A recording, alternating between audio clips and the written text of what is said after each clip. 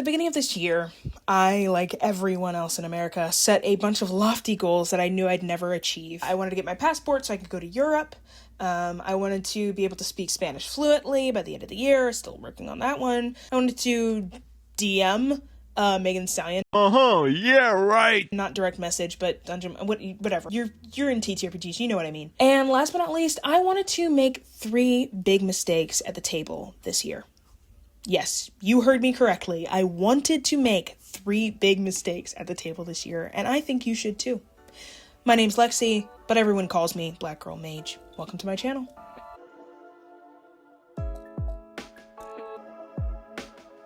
There are as many TTRPG horror stories as there are people playing the game. Ask anyone, people of color, to femme folks, masked folks, disabled folks, old folks, young folks. It is really, really hard to sit at a table where you feel like all parts of you will be accepted and then also go into a fantasy world where all parts of you will be accepted. Because TTRPGs, unfortunately, has held on to some of the most calcified belief systems about the world. From bioessentialism to what can and cannot exist, what is and is not fun. And we allow those calcified belief systems to dictate what kind of games we play, what games we think other people should be playing, and we ruin it, honestly. We really ruin it. I know so many people who have sat down for one game and had their expectations dashed, and they will never try it again because of just the way that nerds cling to the things that they love, which is beautiful. As someone who is engaged in fandom my entire life, it is beautiful, but it also is a double-edged sword. So why would anyone want to make a personal goal to make mistakes? Well, in theater and performance, specifically in youth theaters where I heard a lot of this, there's this idea of doing it bigger. My old choir/theater teacher would always say, go big, bigger than you think, and I'll let you know if I need you to reel it in. He never once told anyone that we needed to reel it in, by the way. Because the truth is, we're so restricted by shame and fear that even when we think we're going big, there's a ton of room between our biggest reactions, expressions, etc., and the actual ceiling of our reactions and expressions. And just by encouraging you to stretch yourself just a little bit, you start to relax. And that feeling of looking stupid starts to, hopefully over time, once you do it and you start getting happier and happier with your performance, you stop feeling that need to limit yourself. That feeling of shame and fear sort of melts away, as do your inhibitions. But what does this have to do with making mistakes? Well, I think there are a lot of folks out there that need to understand that being afraid of making mistakes and being afraid to fail is doing you more harm than good at the table. Since the invention of actual play, there's been this overwhelming idea that the DM is God, that they know everything, that they can anticipate everything, they know every rule, they know everything on their players' character sheets, and they're able to always make the right call. That's kind of not how it works for me. I think the strongest contender for this way of thought is that a lot of DMs are afraid that making one mistake discredits your ability to be a DM in the first place, and so people never step up to take the role. Or if you do take the role, you have such harsh expectations for yourself that it makes DMing not as fun as it should be. I genuinely think a lot of players would be more comfortable stepping into the GM role if they understood how it is normal to make mistakes. It's normal to not know everything. It's normal to keep the book nearby. It's okay to take a 5 to 10 minute break because your players have just critted your big bad and you don't know what to do next. It's even okay to retcon. I do it all the time. There will be times where maybe my party doesn't play for a month or a couple of weeks, and I have forgotten the name of an NPC that they've just met, and so instead of trying to ask them for the name, which is a fault of, this idea that I'm trying to seem perfect, rather than go and ask them for the name, I'm just like, here's a name that I will remember. Everyone just change it in your notes, just update it, because I'd rather just do this and make it a name that I do remember. I do it all the time. It is not damaging to my reputation as a DM or a GM. It's not a mistake or a failure to not know the name of an NPC that I came up with a month or 2 ago off the cuff. Making mistakes is natural and normal. You should be trying to make mistakes. You shouldn't be trying to terrorize your table, but you should be trying to make mistakes, trying to make new mistakes. Because I think there's a difference between a mistake and a failure. When a player has to quit my game because I've destroyed their trust, that's a failure. When I don't follow through on the safety tools I've given the players, that's a failure. Or consistently, if I make harmful moves against a player's character, or even the player themselves, damaging our relationship further, that's a failure. But something you'll hear in each of those examples is that it's a repeated failing, despite promising to do my best, despite the player coming to me in good faith and maybe telling me like, hey, that didn't work for me, that didn't fly. I think most people are so afraid to make mistakes because they equate mistakes with failure. They think by slipping up once, it's the same as failing, and that makes me bad. When really, there's a couple steps in between there. There's obstacles, and then there's mistakes, and then there's failures. Even if you fail, it doesn't make you bad. And to be honest, I am one of those people. Recently, I was playing at an all-black table with a group of people that I trust for an actual play, which means it's for the public consumption. It's not just a home game. The system is a greedy cowboy system, and we wanted to do a historically accurate Wild West game about 3 girls, 3 sisters. Shout out Six Gun Sisterhood. Please check it out when it comes out. We get to session 0, and the GM asks me, how do you feel about racism and sexism being included in this world, being present? Specifically in the villains. I almost immediately said no, because those are almost always automatic lines for me when it comes to my fantasy games.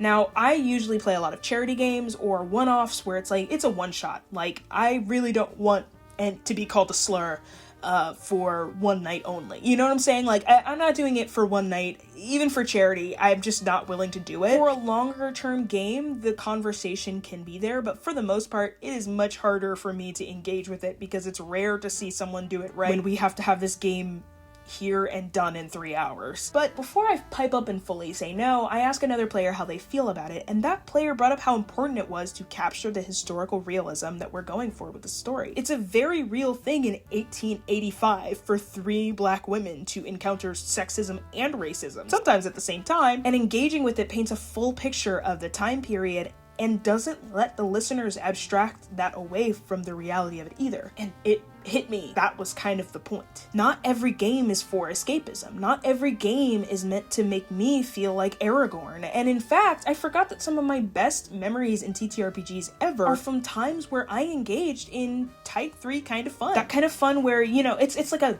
very hard hike where you push yourself and you are struggling and you're like, why would I ever do this? This is the hardest thing I've ever endured. Like, I cannot believe it. I should turn around. I should quit. This is so hard. But then when you get to the peak, you realize something, that the view was worth it, that the journey was worth it, and that actually the journey being hard was kind of fun. Type 3 is where I love to be, and I hadn't engaged with it because I never felt like I could. I realized in that moment that I was at the right table. I did have the skills and abilities and the comfortability to play this game and tell this story, and furthermore, I wouldn't be harmed, I wouldn't be hurt, even if we made a few mistakes along the way. The lesson I learned was that there's tons of topics out there that I haven't experienced or engaged with in games because I think it's much better to just never broach them at all. Topics of mental illness, sexual violence, discrimination, these are some of the topics that I realize I don't engage with unless someone else introduces them,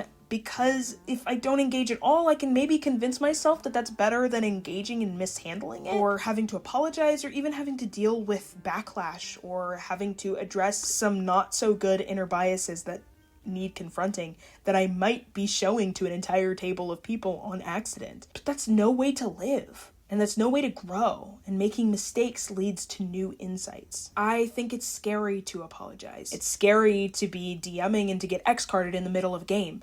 It's scary to be told that something you came up with, or even a natural reaction you had, accidentally brought up tough feelings for someone, whether you knew it or not. Hurting people is scary, but the cost is cowering your head to an invisible ceiling, being stifled by expectations, and never fully connecting with real stories, never making the leap for something great. I'm not saying that you'll never tell great stories if you have limitations. I'm saying you'll never get to the good stuff if you stop yourself before you even start. Some of my favorite actual plays love to dip their middle fingers in mess.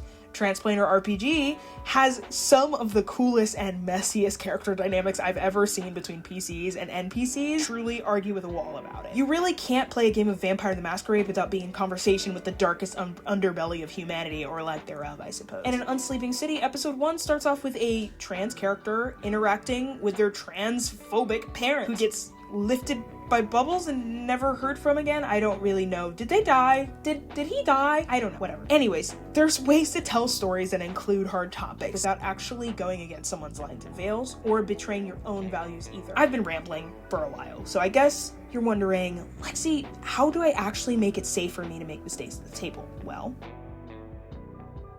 one, you have to have safety tools, or at least talk to your table bare minimum. I do not even begin giving advice to people who cannot talk to their table. If you refuse to talk to your table and you want, that air of like the DM knows all, I don't want my players to know that I'm like second guessing anything. We can't even begin to have a conversation about what can actually help because you're too obsessed with the idea of who you might be. You're trying to hang on to some semblance that you are God and that you know everything and that you need this like curtain between you and them. When in reality, this game thrives when you can actually talk to them, when you can be abnormal with them about their characters, when you can tell them, hey, this next arc might deal with this. How do we feel about this? There's a line between secrecy and privacy, and that line is decency. Don't spring something on your players that they didn't sign up to engage with just because you want to have the upper hand, because that's like wrestling logic. Not that I love wrestling, but wrestling logic is like, what's the next biggest metal chair we can hit them with? It's not even thinking about like, how do I connect this to previous things? How do I make this make sense? Players aren't signing up for that, and you as a DM can do better. Honestly, I believe you can do better. I highly recommend looking through categories like best safety tool usage. The Crit Awards has a category for it. I'm sure there are other awards shows that have categories for it. But if you just look through this year and years past, you can start to get working examples of what it is like to approach an obstacle at a table and pass it without turning it into a failure or a mistake, because it's hard to know like what you would do, how you would react, but it's much easier once you have examples and you can sort of see what happens when we face tough subjects and move past it to continue telling a brilliant story. 2, treat your table like a casting process rather than the other way around. I struggle with rejection, sensitive dysphoria. I can feel like actual emotional hurt when someone tells me that a game idea doesn't vibe with them, or that they can't do a game this time around because of timing, because of family, because of life, maybe energy, etc. And I have been working on this for such a long time, but in the meantime, my coping mechanism for this was just like, I'm gonna get a group of people together and then ask them what they want to play, rather than being specific about my need of like, I actually really do want to tell a story that has to do with these topics, seeking out the specific people that I want to sit at the table, or even just telling people ahead of time, this is what it's dealing with. If you don't think you can deal with that, let me know and I will delete you from the group chat, and it will be no hard feelings, I promise. I just want to make sure that this story gets told. Rather than molding my story to the players in that way and saying like, you all tell me what you're comfortable with and then I'll start the story from there, I should just make my story and figure out what I want to interact with, even if it's hard and tough, and then gather and assemble the avenging table that will get the job done. I really want to shout out to my friend Draconics on Blue Sky, on everywhere. Please check them out. They are one of the best casting forces here in TTRPGs like ever. Drac will say one thing, you'll see one post about this like laser focused super cool idea, and they will disappear and then he will reappear with a cast that is so fucking excellent, and you're like, how did you even do that? How did you know? And what it is that he doesn't cast a wide net. They just think of the story and then go find people. It is a sniper approach rather than the net approach like I just described. I think that this is super helpful when it comes to actual play. You honestly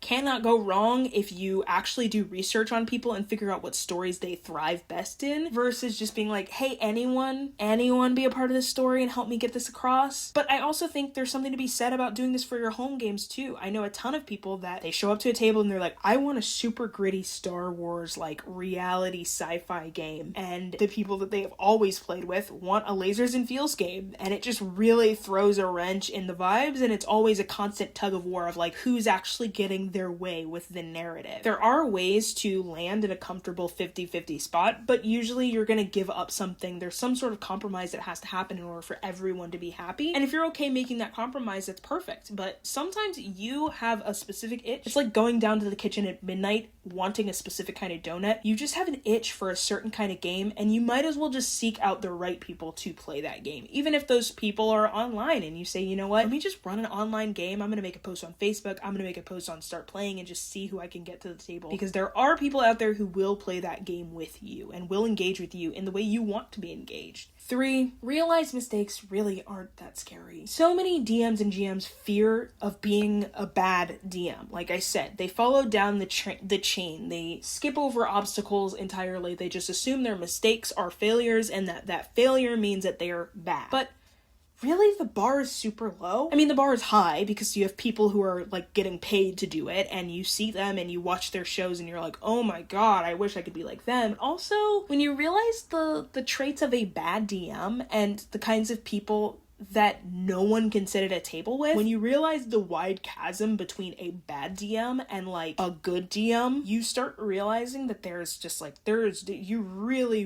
a wide array of things that you would have to do to get from here to you're so bad that no one will play with you. Because even if you forget plot points, even if you need a calculator when you're rolling dice, even if you retcon things between sessions, if you forget names, if you start feeling overwhelmed at the table, even if you feel like you can't improv, actually those are states that good DMs move between. Every DM, you can find moments where they can't improv something well, or they don't improv something well, or they suddenly need to ask for help with numbers, or they need help with rules, or they forget the name of a character that they made up. Like, these are states that DMs move through, and you aren't forever going to be like that. And even if you do, you know, maybe you forget names forever. Maybe that's just something that you do forever. That is a part of storytelling. That is really a part of your journey. And there is not one DM that you can consider excellent that isn't dealing with that or has not dealt with that. Genuinely, you deserve grace for that. That doesn't make you bad. Nobody's perfect, truly and honestly. So be kind to yourself. We need to set up structure for us to make mistakes at the table, because engagement and safety do go together, but anticipation of your own failure will always make you stop short of your own ceiling. And this might not go for everyone. Maybe you don't actually hold back. Maybe you do deal with a lot of adult topics at your table. Maybe you're playing Monster Hearts and that's just inherent to your system. But if this does apply to you, I hope that after watching this video, you feel comfortable to try something new. Maybe engage with something you may not have broached before, and I hope you feel some comfort being in the discomfort. You're not alone. Mages always stick together. I will see you next time. Bye!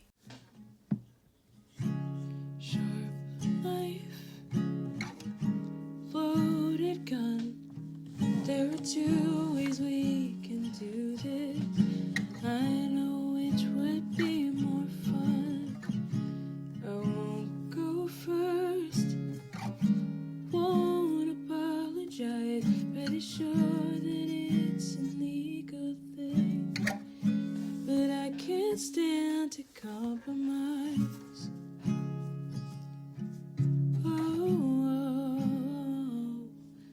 I was trying to be honest. If this is what